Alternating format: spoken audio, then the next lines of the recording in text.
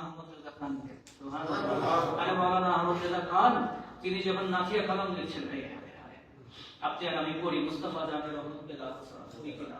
मुस्तफा जाने रहमत पे लाखों सलाम, शमअ बज़्म हिदायत पे लाखों सलाम, महल चरखे नबूवत पे रोशन दुरूद बोले बागे रिसालत पे लाखों सलाम, जिस सुहानी घड़ी चमका तैयबा का चांद, उस दिल अफरोज साहत पे लाखों सलाम। आला हजरत যখন আমার নবী উপরে সালাম দিচ্ছে, এখানে আপনারা তো জানেন না আমার নবীকে শুধু সালাম দিবেন না, তিনি বলছেন জিস সুহানি ঘড়ি চমকা তৈবা কা চাঁদ। আয় যদি একটু অর্থটা বুঝতেন আপনারা,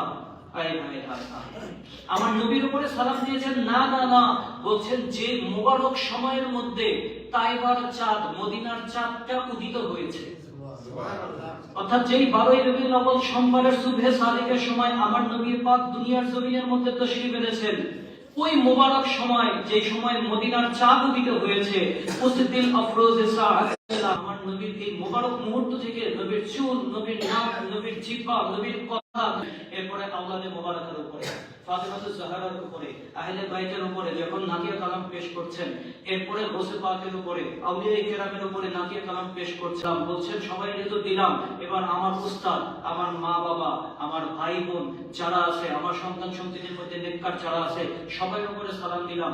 শেষ করছেন আমার আলা হযরত বলছেন, এক মেরা হি রহমত পে দাওয়া नहीं, শাহ কি সারি উম্মত পে লাখো সালাম, শুধুমাত্র আমি অধম আহমদ রেজার উপরে কোনো দাবি নাই, এছাড়া আমার নবী সমস্ত উম্মতের উপরে সালাম। সুবহানাল্লাহ।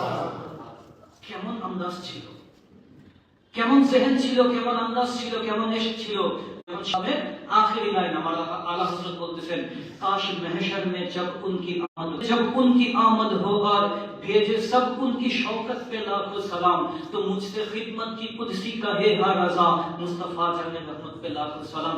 বলছেন কিয়ামতের ময়দানে যদি এমনটা হইতো, যদি এমনটা হইতো, আহমদ রেজা বলতেছেন যদি এমন হইতো কিয়ামতের ময়দানে যখন সবাই আমার নবীর উপরে দরুদ ও সালাম করবে, কারণ হাদিসে আছে ইউইদুহু মাআহু আলাল আরশ, আমার নবীকে আল্লাহ রাব্বুল আলামিনের আরশের পাশে বসানো হবে, সুবহানাল্লাহ।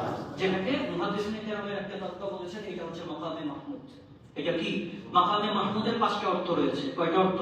5টা। এর মধ্যে একটা হচ্ছে ইউইদুহু মাআহু আলাল আরশ, আল্লাহ রাব্বুল আলামিনের আরশ, তিনি কুদরতিভাবে আল্লাহর আরশের, তার আরশের মধ্যে বসবেন, তার আরশের পাশে একটা আসন বসানো হবে, একটা কুরসি বসানো হবে, আমার নবীকে আল্লাহ কুদরতিভাবে তার আরশের মধ্যে বসবেন, আর আমার দয়াল নবীজি তার পাশেই বসবেন। সুবহানাল্লাহ। যখন আমার নবী এই কুরসির মধ্যে দাঁড়াবেন, তখন সমস্ত সৃষ্টি জগৎ আমার নবীর উপরে দরুদ ও সালাম করবে, সুবহানাল্লাহ। সমস্ত সৃষ্টি জগৎ দরুদ ও সালাম করবে। আমার আলা হযরত ওই হাদিসের মফহুম বর্ণনা করতে গিয়ে বলতেছেন, কাশ মাহশর মে জব উনকি আমদ হো ভেজে সব উনকি শওকত পে লাখো সালাম, সবাই আমার নবীর উপরে দরুদ ও সালাম করবে, সমস্ত সৃষ্টিকুল আমার নবীর উপরে দরুদ ও সালাম করবে। আয় যদি এমন হতো ওই সময়টায়, যদি আমি আহমদ রেজাকে আল্লাহ তাআলা জিজ্ঞেস করতো, আহমদ রেজা সবাই তো দরুদ পড়তেছে, তুমি কি পড়ো? আমি ওই সময়ও পড়বো মুস্তাফা জানে রহমত পে লাখো সালাম, শমএ বজমে হিদায়াত পে লাখো সালাম।